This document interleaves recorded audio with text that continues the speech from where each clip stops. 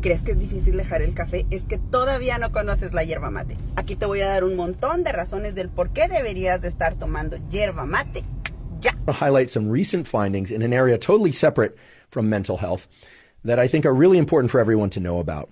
This is a paper published in the journal Cell, which is a Cell Press journal, an excellent journal, in fact, one of the 3 apex journals. So for those of you that are curious, papers published in the journal Nature, Science, and Cell are considered the sort of Super Bowl, Stanley Cup, and NBA championships of publishing.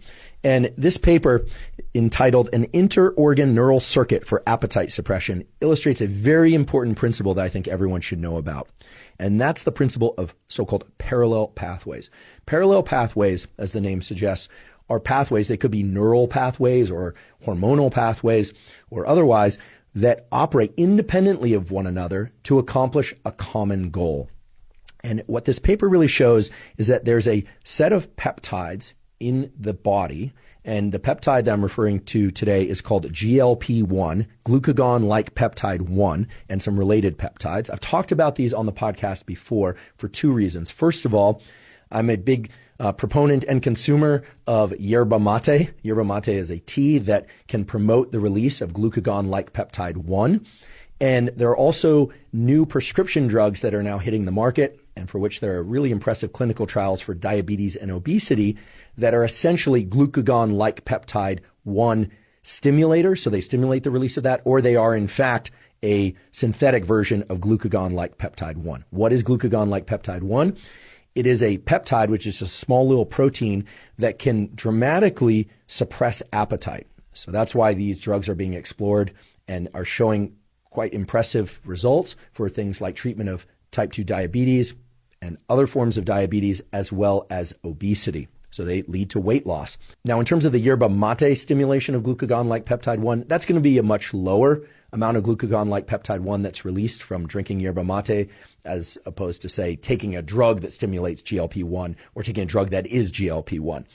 Nonetheless, I should also point out that yerba mate comes in a bunch of different forms. There is some concern about certain smoky flavored forms of yerba mate being carcinogenic. So that's why I avoid those forms of yerba mate. But for me, yerba mate is one of the preferred sources of caffeine. For me, I like the way it tastes. It does provide that sort of caffeine kick that I like to have early in the day for focus and for work and for exercise. And yet I actively avoid the smoked varieties of yerba mate because of the potential carcinogenic effects of the smoked varieties. Glucagon-like peptide 1, as I mentioned earlier, can suppress appetite, but what this paper shows is it does that by at least 2 mechanisms through parallel pathways. What this paper shows is that glucagon-like peptide 1 acts on receptors in the body in a portion of the nervous system called the enteric nervous system, E-N-T-E-R-I-C, enteric nervous system. This is a component of your nervous system that you don't really have control over. It's autonomic or automatic.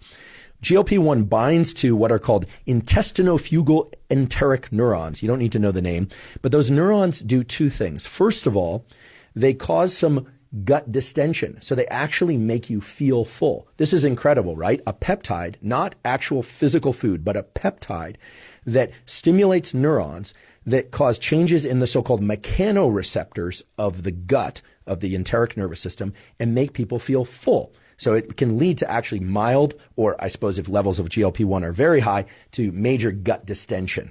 Okay, I think that the levels of GLP-1 that would come from drinking yerba mate and hopefully from appropriate dosaging of the synthetic forms of GLP-1 or drugs that stimulate GLP-1 would cause mild, not major gut distension, because major gut distension would be uncomfortable.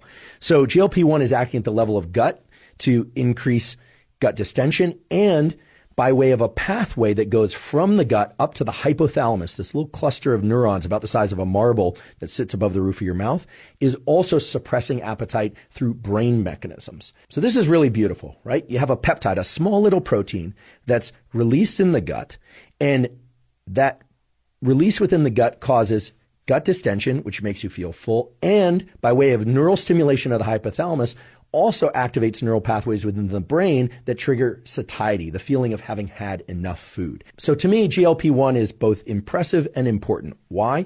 Because this recent category of drugs that's now hitting the market seems to adjust obesity or can help people with weight loss in order to help their health. And It's doing so by at least two mechanisms. One is within the brain and the other is within the gut and communication through the so-called gut-brain axis. Because again, these enteric neurons are communicating to the brain, the hypothalamus, by way of this, what's called the sympathogastrospinal reticular hypothalamic pathway. You absolutely do not need to know all of that. That's a mouthful. That's enough to make your mouth feel distended. But at the same time, things like yerba mate, and I'm sure there are other compounds out there as well, but certainly yerba mate can stimulate the release of GLP-1. So for those of you that are looking for some mild appetite suppression and want to accomplish that while also ingesting caffeine, yerba mate might be a good option for that. And just know that it's operating through two mechanisms: on the body through mild gut distension to make you feel full, and on the brain to increase satiety or make you feel less hungry. And then for everybody, not just those that are interested in appetite suppression, I think it's important to understand that these parallel pathways are fundamental to how we are organized.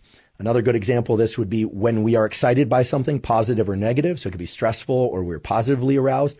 There is a parallel activation of epinephrine, adrenaline, both from your adrenals and from an area in the brain called the locus ceruleus. So again and again, we see this in biology and in neuroscience, that your brain and your body are acting in concert. They're acting together through mechanisms that either are independent, so separately in the brain and separately in the body, but directed towards a common goal, or through communication between brain and body. And almost always that communication is going to be bidirectional, body to brain and brain to body. So I think these results are really interesting and really important for sake of weight loss, for sake of appetite suppression, and just generally for the way that they illustrate this very important theme of the way that we are constructed at a biological level, which is parallel pathways.